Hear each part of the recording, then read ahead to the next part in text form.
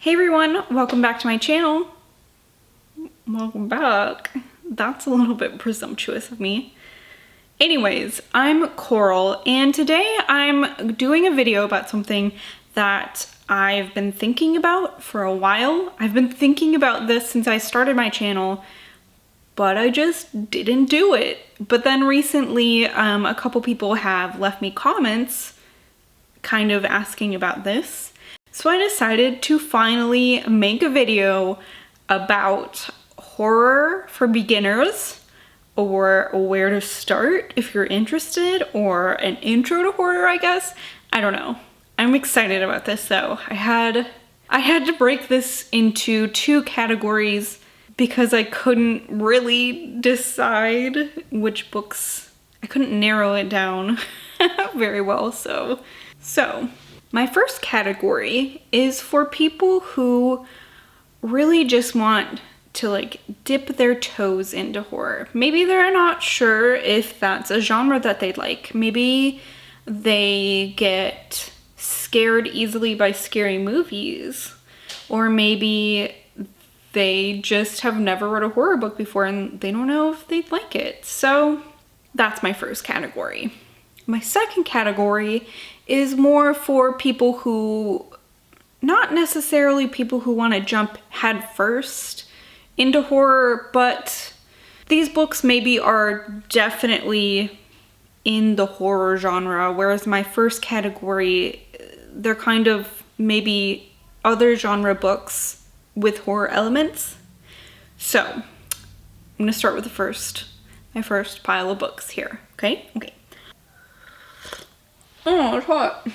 All right, I'm excited about this. So, my first suggestion for somebody who wants to just dip their little pinky toes into horror is the Flowers in the Attic series by V.C. Andrews. This is technically Gothic horror, and I think Gothic horror is a lot more subtle. I can't say that I've read a lot of it, so I'm not even sure how I would describe the genre besides that it's more subtle. This series is, well, Flowers in the Attic is about, if you haven't read it, you should. This is definitely a classic in the horror genre. Although I think a lot of people wouldn't stick this right into horror. But this is the story of 4 children who are locked in an attic for years and years and years.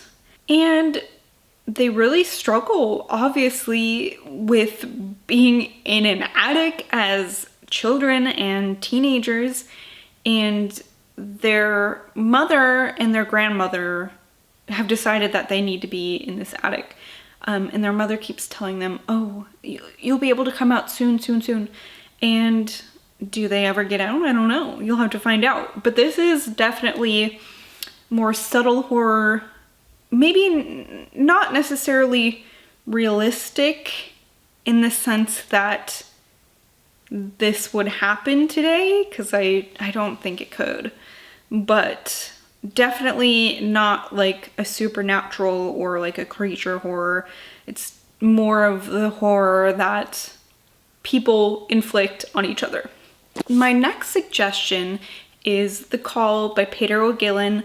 This was a great book, and I would suggest this because it is one of those one of those books that kind of borders genres. Like, I would say that this is probably a fantasy book because this deals with this kind of like post-apocalyptic almost scenario where kids between certain ages, they're called to like a different land where there are these, I believe they're called the She, and they're kind of like fairy creatures, but like really freaky fairy creatures. And when you get called, you just like disappear from our world and you appear in this world, and they try to hunt you, and you're only there for a certain amount of time. So if you survive the call and the hunt, then you will go back to our reality, our world.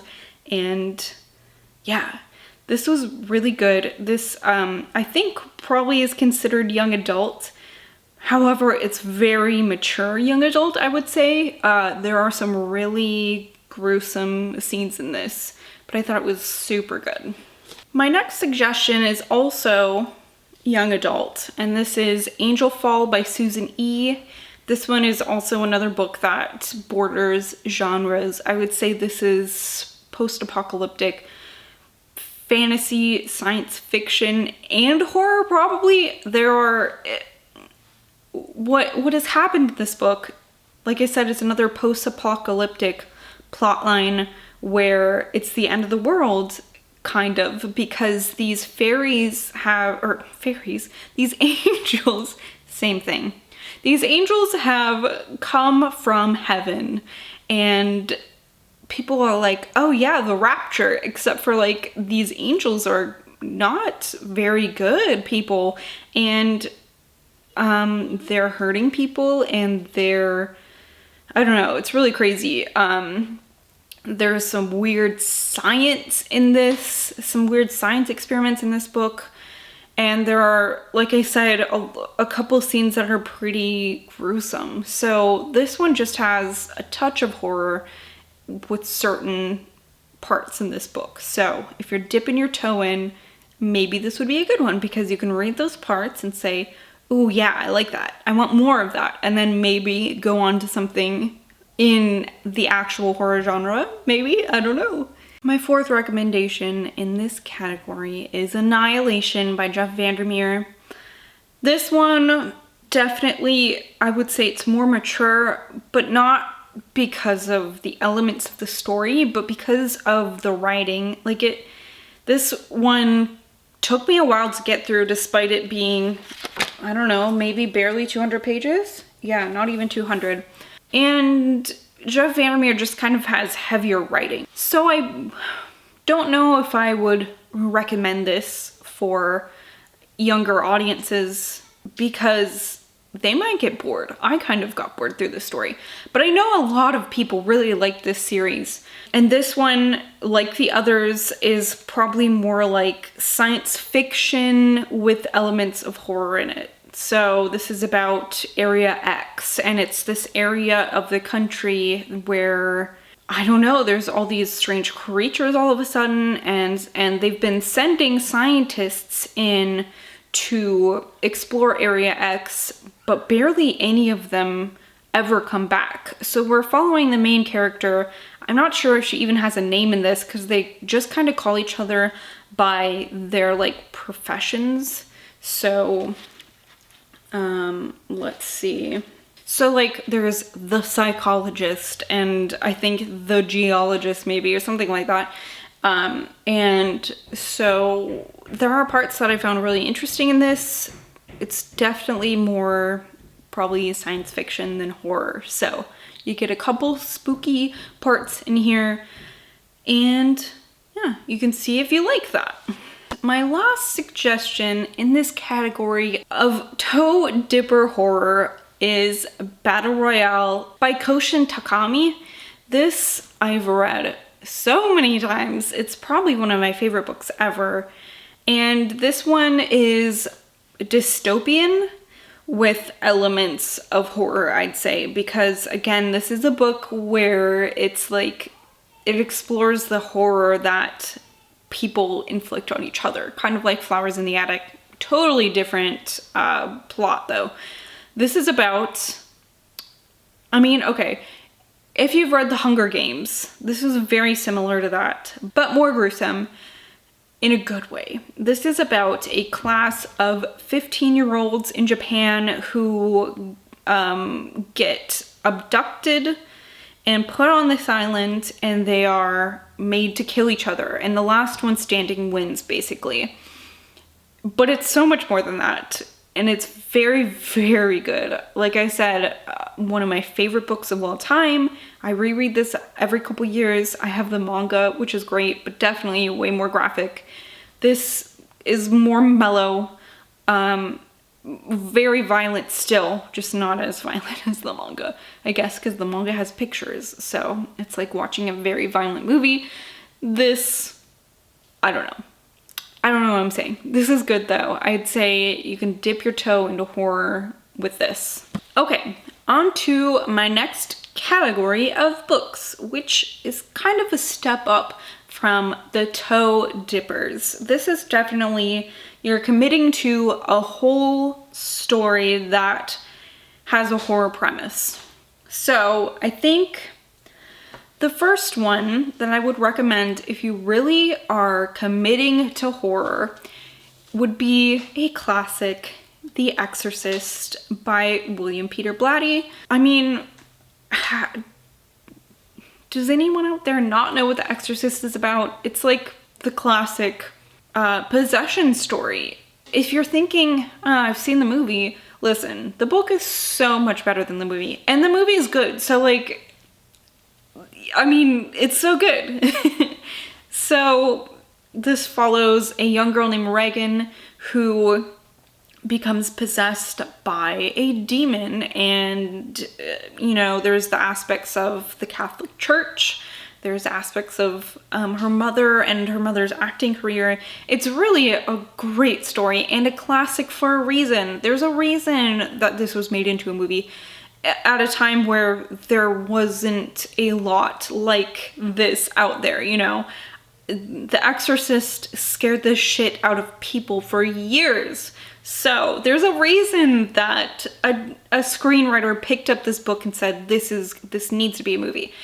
It's really unlike anything else. I think it is something that influenced writers and screenwriters and actors and everyone who loves horror. This book influenced so many people and probably still continues to today. So this is definitely one to pick up if you want to get into horror. Now, I can't make any sort of list about horror books without including maybe the most prolific, well-known horror author of our time, Stephen King. Now, this is The Girl Who Loved Tom Gordon, and this is one of his more, I mean, the man, I don't know if many of his books are straight up horror, because a lot of them kind of, oh my god, I've said this a million times in this video already, they kind of border genre lines. So like The Stand is post-apocalyptic, The Tommyknockers is about aliens, you know, that's more science fiction. What else? I mean, The Dead Zone is probably more paranormal. Same with like Firestarter and Carrie. Eyes of the Dragon is a fantasy novel. So, I mean, I guess I shouldn't say that a lot of them aren't just horror, but they definitely have other elements to them that aren't straight up horror a lot of the times. So this book is the first Stephen King novel I ever read at the tender age of 10 years old. This was the one that my mom allowed me to read because I grew up with Stephen King books in my house because her and my dad read them, so I always wanted to read him. I knew that they were spooky and I love spooky stuff. So finally, when this one came out, after this one came out, she let me read it. I'm sure it was a couple years after it came out. So this is the story of a preteen girl named Trisha, and she gets lost in the woods while on a hike. And that's really scary. That in itself is really scary because that's something that could happen to us. Like, we probably aren't going to get put on an island and forced to kill each other, and we're probably not going to get possessed by a demon. But we might go on a hike with our family and step off the trail and get lost. So I think that element is great for somebody who is trying to get into horror because it's realistic and that's scary. So that's why I'd recommend this one. It's pretty short. I think it might be one of, I don't know, probably my third favorite Stephen King book of all time. This is the copy that I read when I was 10 years old. This is the only copy I've ever read of this book, which is pretty crazy. It's so well loved because it's such a great book. I reread it every couple years, and you know, it's about time that I read it again. The next book I'd like to recommend is one that I just recently read, and that is My Best Friend's Exorcism by Grady Hendrix. This book was so good.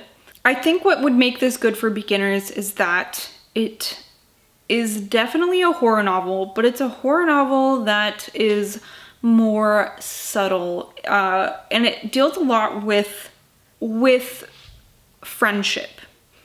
So this is the story of two girls, Abby and Gretchen, and they take acid, and Gretchen gets lost in the woods for like overnight, and when Abby finds her again, she's just not quite right.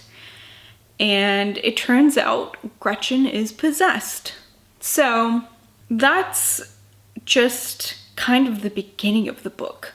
The rest of the book has to do with Abby slowly losing her friend. She thinks she's losing her friend to this demon, and she doesn't know who to go to about this. Because one, it would mean confessing that they've done drugs. And two, who's gonna believe her? I mean, they're teenage girls, and teenage girls change sometimes. So she's worried, like, are people just gonna be like, yeah, she just doesn't wanna be your friend anymore, you know? So I think this focuses more on that element than like just being scary. So I think that would make this good for horror beginners. My last book that I'd like to include, really, it doesn't have to be this book specifically, because this is more of like a broad category I would recommend, and that is horror anthologies. This is just one that I read recently that I really thought was good, but there are so many horror anthologies out there. And I think these are good for beginners because they're short stories, which means they usually don't get too gruesome or too scary, but just scary enough. And I think this is also really good because if you read through one of these anthologies and you find a story that you really love, then you can go look up more stuff by that author to find out if that's something you like. So anthologies are great for anybody, but I think these are especially good for people who are just getting into horror. This one was a Christmas themed or winter themed anthology, and it was really good.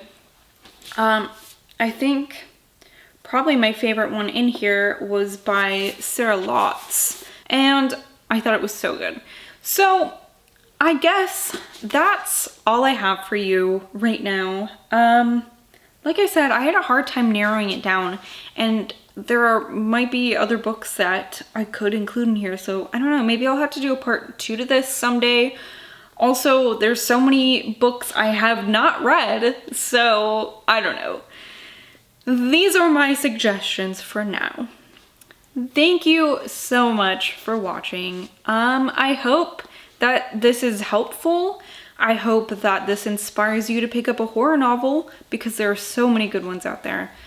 That's all I have for you though. So like I said, thanks for watching. I will see you in another video very soon. But until then, see you later, alligators.